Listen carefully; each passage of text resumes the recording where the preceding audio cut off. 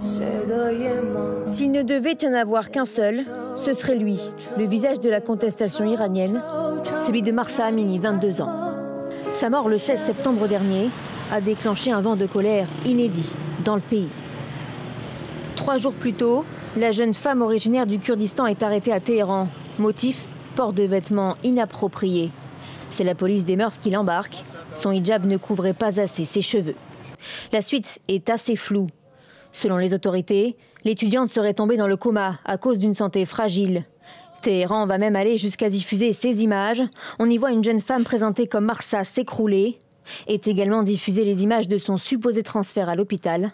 C'est là qu'elle décédera. Apparemment, elle avait des antécédents de maladie. Cela est indiqué dans le rapport. À l'âge de 5 ans, elle a subi une opération du cerveau. Mais pour la rue, il ne fait aucun doute, l'étudiante a été battue à mort. La police des mœurs est régulièrement critiquée pour ses interventions violentes à l'égard des femmes. Le lendemain, ses funérailles sont organisées à Sarez, au Kurdistan, dans sa ville natale. C'est dans cette région que naît le mouvement de protestation. 24 heures plus tard, un geste va devenir viral, un geste ô combien risqué. Des femmes retirent leur voile en pleine rue.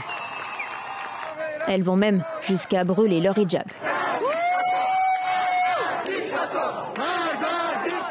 Ce jour-là, le régime iranien coupe toute connexion à Internet.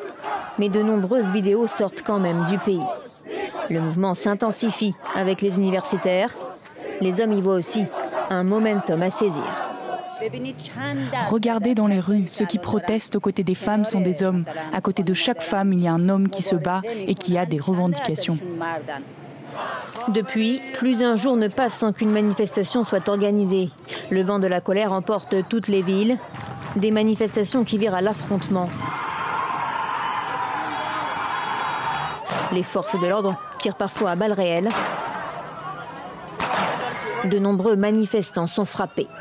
Au fil des jours, les arrestations se multiplient. Le nombre de morts aussi. Et des manifestations pro-gouvernement sont organisées. Mais rien n'y fait. Les femmes iraniennes continuent de défier la police des mœurs. Un autre geste va marquer les esprits.